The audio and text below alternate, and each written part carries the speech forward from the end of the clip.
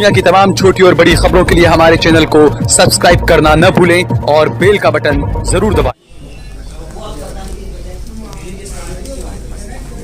नहीं, मैं religious politics कहाँ करता हूँ। मैं एक मुसलमान हूँ और मेरे चेहरे पे दाढ़ी है, टोपी है, तो उसको अगर आप रिलीजन से जोड़ देते हैं तो फिर उसका मैं क्या करूंगा। मेरा कल्चर का भी तो हिस्सा है ये। और संविधान में आर्टिकल 29 के तहत हर एक को अपने कल्चर को बचाने का अख्तियार है। तो हैदराबाद में भी हमने जो किया वो हमारे बुजुर्गों ने मेहनत की, कुर्बानियां की। वो मेरा कारनामा नहीं है, वो हमारे उन तमाम जिम्मेदारों का मेहनत है। उनकी रातों की नींद उन्होंने हराम की, जेल की सोबतें बर्दाश्त की, तब जाकर हुआ है। तो हम यही चाहते हैं कि जब हम हैदराबाद में कर सकते हैं तो हर जगह पर कर सकते हैं, अगर आप लोगों का साथ रहा, आप लोगों का ताउन रहा। पार्लियामेंट में अगर मेरी तकरीर उठाकर देख लेंगे आप, तो हम हर तकरीर में मैं संविधान की बात करता हूँ। वो संविधान जिसको हमारे बुजुर्गों ने बनाया, तो उस आइन के दायरे में रहकर हमको अपनी लड़ाई को लड़ना है। तो रिलीजन की पॉलिटिक्स मैं नहीं कर रहा हूं। मैं ये कह रहा हूं कि संविधान के दायरे में रहकर हमको अपने हुकूक को हासिल करना है। मैं इस मुल्क को ये नहीं कह रहा हूं कि इस मुल्क को आप एक मजहबी मुल्क बना दीजिए। मैं ये कह रहा हूं कि मुल्क का कोई मजहब ही नहीं है। इस मुल्क का कोई मजहब ही नहीं है। ये मुल्क तमाम मजाहिब को मानता है, बल्कि ये मुल्क उनको भी मानता है जिनका जो खुदा को भी नहीं मानते। तो इसको और जो लोग जो मजहब की राजनीति कर रहे हैं उसको आप जानते हैं कौन कर रहे हैं। और उनके वो जब करते हैं तो उनका साथ भी दे देते हैं। और फिर उसके बाद जब मजलिस आके जब बात करती है तो बोलते देखो ये मजहब की बुनियाद पर बांटना चाह रहा है। मैं मजहब की बुनियाद पर कहां बांटना चाह रहा हूं। मैं ये कह रहा हूं कि भाई अगर आपको फायदा हो रहा है तो मुझे क्यों नहीं हो रहा है। अंग्रेजी का एक लफ्ज है इंटर डिपेंडेंट ऑपरेबिलिटी, यानी अगर किसी के दादा जो कमाते थे उसका पोता उनसे ज्यादा कमाना चाहिए, उनसे ज्यादा पढ़ा लिखा होना चाहिए। सबसे कम कौन है उसमें मुसलमान है, और उसका जिम्मेदार कौन है, डेटा है उसका। मतलब ऐसा नहीं है कि हवाई बात कर रहा हूं, उसका डेटा है। बल्कि जो दलित हमारे भाई बहन हैं वो अपने दादा से ज्यादा तरक्की कर चुके हैं, और मुसलमान जो है अपने दादा से भी कम होते जा रहा है। उसको ये डेटा है। अब इसको क्या जवाब देंगे बताइए आप, कौन जिम्मेदार है इसका। तो आप लोगों से मेरी एक गुजारिश है कि हम सिर्फ वोट डालने वाले बन गए, वोट लेने वाले नहीं बने। मैं आपके सामने आपके दरमियान में बैठकर ये नहीं कह रहा हूं कि मैं आपको चांद तारे तोड़ के लाके दे सकता हूं। वो बोलेंगे भाई बहुत लंबी लंबी छोड़ रहा है वजीर आजम की तरह, तो वो नहीं कह रहा हूं।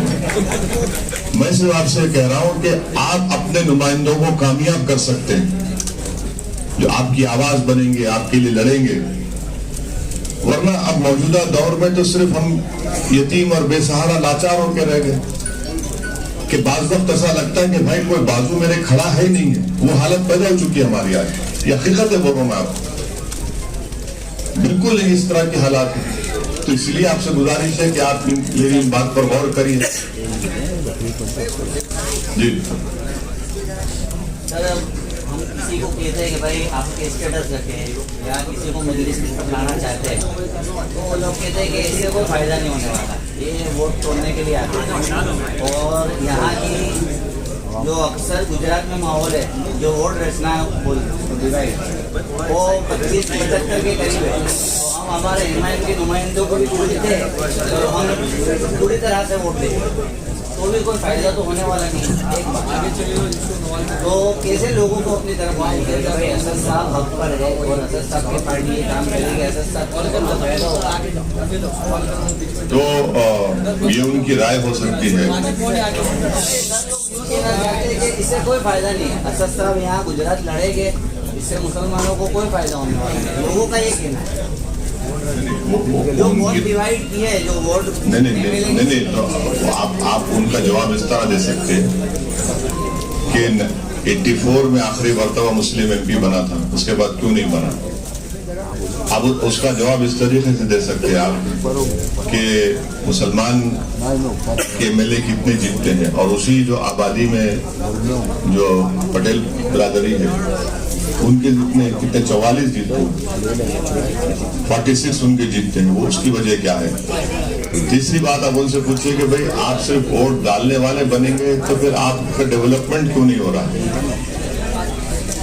मैं भी अहमदाबाद के उन इलाकों में गया हूं जहां पर मुसलमान रहते हैं और कोई डेवलपमेंट नहीं दिखा मेरे को, कोई डेवलपमेंट नहीं दिखा मेरे को। चौथी बात यह है कि अब जो बोलते हैं असद साहब क्या करेंगे, देखिए असद साहब कभी मंत्री नहीं बने ना कभी बनेंगे इंशाअल्लाह। मैं सियासत में हूं तो संतरी और मंत्री बनने के लिए नहीं हूं। आपको एक बात बता रहा हूं कि हम तेलंगाना में हमारे सिर्फ 7 एमएलए, 1 एमपी है। पूरे मुल्क में आप एक मुसलमान एमपी की कॉन्स्टिट्यूंसी की मिसाल देके बता दो जहां पर एक दिन में सरकार को बुलाकर हमने वहां के हमारे चीफ मिनिस्टर के बेटे हैं जो वजीर बल्दी नज़्म व नस्क हैं म्युनिसिपल एडमिनिस्ट्रेशन के, मैं एक दिन में करीब 500 करोड़ के काम का इफ्तिताह करवाया। एक पार्लियामेंट की विधानसभा में 7 असेंबली हल्के होते तेलंगाना में।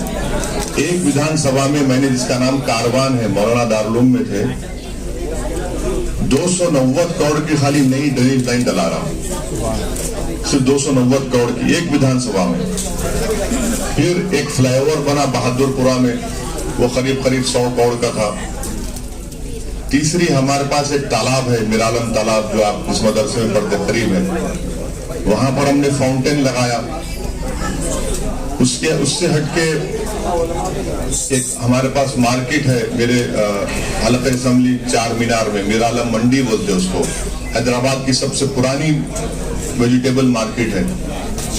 हम वहां पर नई मार्केट बना रहे करीब 20-25 करोड़ की लागत से। और फिर इस तरह के डेवलपमेंट के काम हम करा रहे हैं। तो वो लोगों का प्रॉब्लम क्या है, उनको ये लगता है कि भाई वो कब मंत्री बनेंगे, और अगर उनकी पसंद की सरकार आ गई तो मैं हज कमेटी का चेयरमैन बन जाऊंगा, मैं उर्दू एकेडमी का चेयरमैन बन जाऊंगा। तो अपनी जाती मफाद के लिए काम कर रहे हैं। ये उर्दू एकेडमी, हज कमेटी, ये सब तो बीजेपी भी बनाती है। उससे आपको क्या फायदा हो रहा है? अवाम का तो फायदा होना चाहिए ना। और एमपी का फंड आता है, आप आरटी एप्लीकेशन डाल के देखो कि हर एमपी को 5 करोड़ रुपए मिलते हैं। आप काम करा के बताओ ना, आपको डेवलपमेंट दिखना चाहिए ना कुछ। तो इसीलिए मैं कह रहा हूं कि हम खाली तकरीर करके नहीं चले जाते, हम काम करते। और अगर अहमदाबाद के जिन इलाकों में हम गए थे, अगर उस तरह का डेवलपमेंट जो नहीं हुआ वहां पर, अगर हैदराबाद में होगा तो लोग मेरे को खड़े हो जाएंगे आकर। और एक बात यह है कि हम लोग 7 एमएलए हमारे हैं, 1 एमपी हम हैं। जब हैदराबाद में हम दारुसलाम हमारा दफ्तर का नाम है, जब बैठते तो ऐसी बंद बिल्डिंग में नहीं बैठते, एक खुली इमारत है, कोई भी आ सकता अंदर, उसमें आकर हमसे सवाल करता, पूछता, काम कराता। और उसमें अगर दारुसलाम में अगर हम सुबह में 11 बजे से दोपहर में 4 बजे तक बैठता हूं मैं, या 3 बजे तक, अगर 300 लोग आते तो उसमें करीब 100 के करीब हमारे हिंदू भाई होते, उसमें हम काम करते होंगे। हमको आके बोलते ट्रेन का रिजर्वेशन कराओ, या फिर अस्पताल में एडमिशन कराओ, ये कराओ, सब काम करते हैं। भाई ये मिजाज क्यों नहीं पैदा कर सकते हम अवामी खिदमत का? मसला क्या है कि नहीं हम हरा नहीं सकते किसी को, हम जीत नहीं पाएंगे। और फिर ऊपर से सब बोलते हैं सरकार को हटाएंगे, नहीं हटा सकते भाई। आप अपने नुमाइंदों को कामयाब करो। आप पिछले 40-50 साल से इस चीज को आप अपनाए, मगर क्या फायदा मिला? और आखिरी बात यह है कि गुजरात रियासत में मैं आपको सलाम करता हूं, जितने फसादात उत्तर प्रदेश और गुजरात में हुए कहीं पर भी इतने नहीं हुए, मगर उसके बावजूद भी अल्लाह आपके हौसले को सलामत रखे, आप खड़े हुए। जब आप खड़े हो चुके हैं तो मैं आपसे एक ही गुजारिश कर रहा हूं कि आप अपनी सियासी लीडरशिप को पैदा करिए, शुरुआत करिए। इंशाअल्लाह ताला उसके नतीजे आएंगे सामने, आप अच्छे नतीजे आएंगे। आप कहते नुमाइंदों को कामयाब करो, सर वो तो कबूल है। अगर यहाँ से जहाँ सबरीन भाई काबली वाला सब जानते हो, गुजरात की जो वोट रहता है MLA सीट और 60-40 होता है सर। अब मुसलमान दाढ़ी टोपी वाला कैंडिडेट का किया है तो सीधी सी बात है, हिंदू तो आपके साथ आने वाला ही नहीं है और वोट देने वाला भी नहीं है। और जो दूसरे बच्चे करे हैं उसमें मुसलमान अंदर है कि भाई सिया खड़ा है तो अपने नहीं देना, बरेलवी खड़ा है तो देवबंदी नहीं देना, देवबंदी खड़ा है तो बरेलवी नहीं देना। तो नुमाइंदों को कामयाब तो हम कराना चाहते हैं, कराएंगे कैसे? एक बात सुनिए, जब कोई आफत आती है ना जालिम की तरफ से, तो वो झांक के नहीं देखता ही बरेलवी कौन है देवबंदी कौन है, बोला ये मुसलमान है ले लो इसको।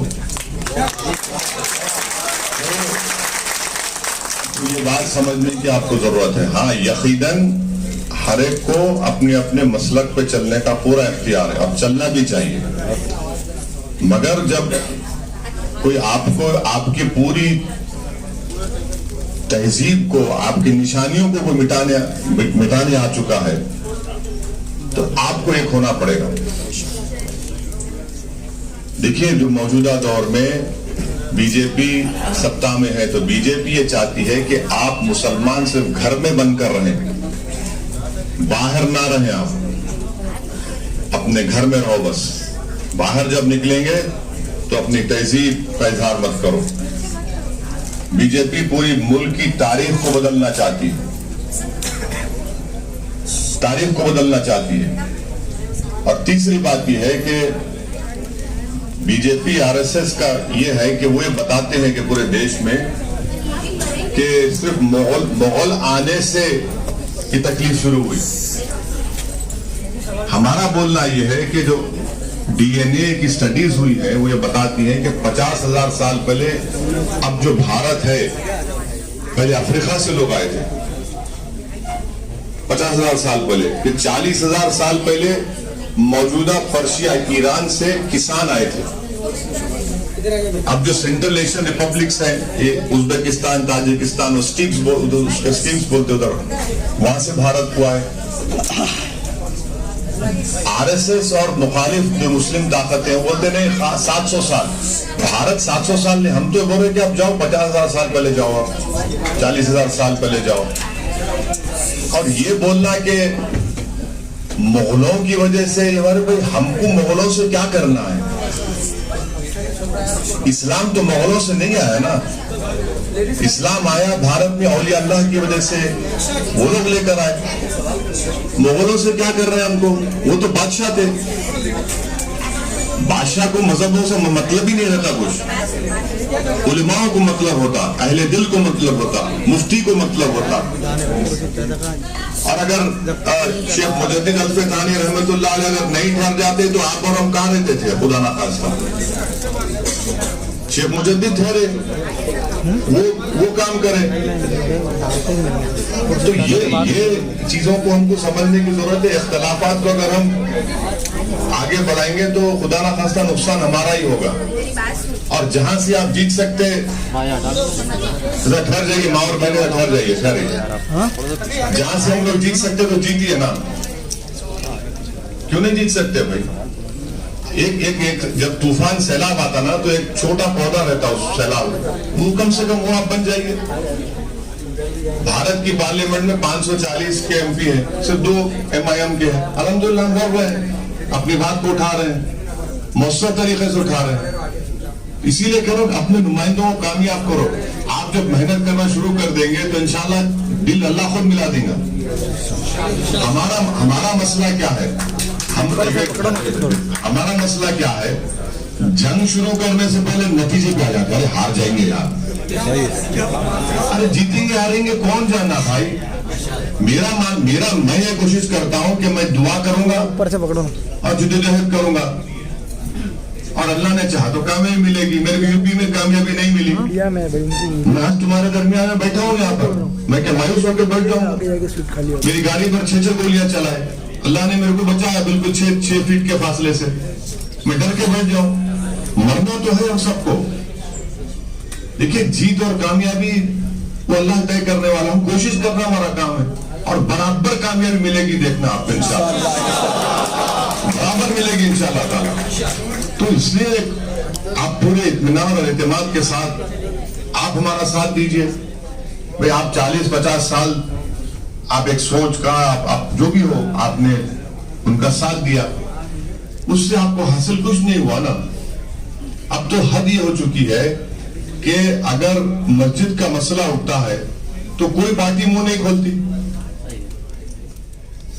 इफ्तार की दावत में पार्टी आ जाएगी, ईद मिलाद की पार्टी में आ जाएगी, मगर जब मस्जिद का मसला था बोले नहीं नहीं नहीं, अगर बोलेंगे तो उनका वोट नहीं मिला। वोट की बात नहीं है, सच्चाई और हक की बात करो, कानून की बात करो, संविधान की बात करो, सुप्रीम कोर्ट के फैसले की बात करो। हिजाब का मसला है तो मेरे को बोले कोई फोन करके आप यूपी में क्यों उठाए हिजाब के मसले को। अरे मैं बोला भाई वो कर्नाटका से यहां पर भी आ जाएगा, पूरे मुल्क में आ जाएगा, आ गया ना वो। तो यही कह रहा हूं कि जो तमाम ताकतें हैं वो आपसे कह रही हैं कि तुम मुसलमान घर में रहना, बाहर नहीं रहना। इसीलिए कोई मुंह नहीं खोलता, कोई मुंह नहीं खोलने तैयार है, अब कोई बात करने तैयार नहीं है। आप मेरे को इल्जाम लगाते, देखो ये टीवी पे क्यों जाता है। अरे भाई टीवी वाले जो बोलता है उसको बुलाते हैं ना। और मेरे एक बयान में मैंने किसी मजहब के खिलाफ कहा है तो पकड़ लो मेरे को आप फिर बार बार ये बोलते नहीं तुम पे क्यों एक्शन नहीं लिया जाता। मैं क्या, कोई मेरे जिंदगी का सियासी सफर देखेंगे तो मैं जेल को एक नहीं 5-6 मरतबा जा चुका हूं। एक मरतबा 5-6 मरतबा जा चुका हूं जेल को मैं। एक मरतबा तो करीब 45 दिन जेल में था मैं। तो हम ये सब चीजों में मुझ पे पुलिस ने लाठीचार्ज किया, मुझ पे 18 टाके सर पे लगे, बल्कि एक पुलिस वाले ने अपने ग्लास वेपन से फायर भी किया। तो ये सब चीजें हम देख कर आए, मैं कोई चमन से चल के नहीं आया हूं। मुझे भी मुश्किलात का सामना करा दूसरे लोगों की तरह, मगर आपको अपने हौसले को बुलंद रखना, जहां से कामयाब हो सकते कामयाब कराइए ना, अपनी आवाज को गिराइए। कोई तो आपकी आवाज बने, कोई तो आपकी तकलीफ का इजहार करे। और आज आप एक चीज की शुरुआत करेंगे, उसको मौका दीजिए, फलने फूलने दीजिए, आप देखेंगे। अब उत्तर प्रदेश में पुकार के कह रहा था, देखो आप नहीं हरा पाएंगे बीजेपी को। मैं खुल के बोला, मैं तकरीर है आप देखिए, मैं अखिलेश नहीं हरा पाएंगे बीजेपी को। अपना वोट जाए मत करो, अपना वोट जाए मत करो, मेरे पे इल्जाम लगा दिए तुम मिले हुए हैं। अरे मैं कैसा मिला हुआ, मैं तुमको सच्चाई बयान कर रहा हूं। मैं कह रहा हूं कि भाई तुम जहर का प्याला पी रहे हो, तुम दवा पियो। तो तैयार नहीं था कोई, नहीं सरकार हटाना। अरे नहीं हटा पाएंगे भाई, माहौल अलग है। आप अपने नुमाइंदों को कामयाब करो।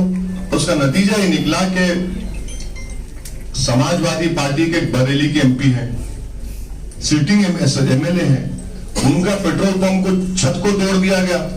उस पार्टी का प्रेसिडेंट अध्यक्ष कुछ नहीं बोलता उसके बारे में। उनके लोग मेरे को फोन करते, आप जरा बोल दीजिए मीडिया में। बोला क्यों भाई, जिसको आपका नेता है वो क्या कर रहा है। बोले वो तो मिलता ही नहीं हमको। नवाब मलिक साहब मुंबई में पकड़े गए, क्या नवाब मलिक पर ही करप्शन के इल्जाम, झूठे इल्जाम है, अजीत पवार पे नहीं है क्या। और शरद पवार साहब प्रधानमंत्री से मिलते जाकर किसके बारे में बात करते, आपका जो राज्यसभा का एमपी है शिवसेना का संजय रावत, उसको बोलते कि नहीं उसके ऊपर कुछ मत करो। अरे तुम्हारे पार्टी का नवाब मलिक जेल में, उसके बारे में तुमने बात करेंगे प्रधानमंत्री से। अब इससे बढ़ के क्या, और अगर सच्चाई नहीं है तो बताइए और क्या बोलूं मैं। नवाब मलिक जेल में है, और कौन से जेल में है, कौन से जुर्म में है। 1999 में उनसे गुनाह हुआ बोलते। जो कानून नवाब मलिक पर लग रहा है वो कानून बना 2003 में। तो क्या कोई गुनाह 1999 में हुआ ही नहीं। वो बेचारे जेल में है, सड़ रहे हैं, उनकी पार्टी को फिक्र नहीं है। इसीलिए मैं बता रहा हूं कि आपकी अहमियत नहीं है।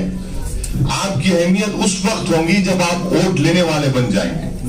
जब आप वोट लेने वाले बन जाएंगे, आप देखेंगे सब परेशान हो जाएंगे। मुझसे दुश्मनी या मुझसे मुखालिफत इसी बात पर है, मैं किसी का खजाना लूट कर नहीं भाग रहा हूं। मगर उनको लगता है कि जिस दिन आप ये मिजाज आपका पैदा हो जाएगा तो उनका खजाना खत्म होगा। वो खजाने पे बैठे हैं। एक सांप की तरह, एक जिन की तरह बैठे हो। खजाना क्या है? आपका वोट। उनको मालूम, डराओ इसको, सिर्फ डराओ इसको, हट और तो आ जाएगा। अरे भाई डरना क्या है? हासिल ही क्या हो रहा है हमको तुम्हारे से? तुम तो हमारी बात भी नहीं करते, ना हमारे बारे में कुछ बोलोगे। जैसा चुनाव आता ना, करीब देखिए गुजरात का चुनाव करीब आएगा तो आप बात शुरू हो जाएगी कान में, अरे हराना है, हराना है, ये फिर आ जाएंगे। अरे भाई अब तुम पहले क्यों नहीं बात करते? ये लाजमत तैयार करो, बताओ हमारे को। अगर हम गलत हैं तो अच्छों को लेके आलवा, मगर अगर आप ये बोलेंगे नहीं इसी तरह जिंदगी चलेगी, कोई हरकत नहीं होगी, बस चल क्या करेंगे? मैं इस चीज को नहीं मानता। मैं क्या करेंगे नहीं मानता। मेरे को अल्लाह ने के साथ भरोसा है, मैं मेहनत करूंगा। मैं इस हालात को नहीं मानने तैयार हूं। मैं घुट घुट की जिंदगी नहीं गुजार सकता। मैं नहीं गुजार सकता। मैं नाइंसाफी को मैं बर्दाश्त नहीं कर सकता। मैं क्यों? अगर कोई नाइंसाफी दिखती तो मेरे को एक बीमारी है, मैं बोलूंगा उसके खिलाफ। क्यों बोलूंगा? क्योंकि आप लोगों ने सिखाया मुझे। आप लोगों ने, उलमा ने कहा कि सबसे कमजोर ईमान यह है कि कम से कम तुम जबान से बोल दो। किसी बात बोल रहा हूं। अब उसको अगर कोई बोलेगा ही नहीं, कोई खामोश बैठेगा तो फिर ठीक नहीं है। और याद रखिए, शिद्दत पसंदी गलत है। शिद्दत पसंदी कब पैदा होती? जब हम खामोश खामोश खामोश तो आदमी शिद्दत पसंदी की तरफ चले जाता। जब हम नहीं समझा पाएंगे उन लोगों को, तो उस चीज के लिए भी हमको उसका ख्याल रखना है। उलमा को जमा किया है, इसकी तरकीब क्या है? उलमा को क्या करना चाहिए? अब आप बोलिए।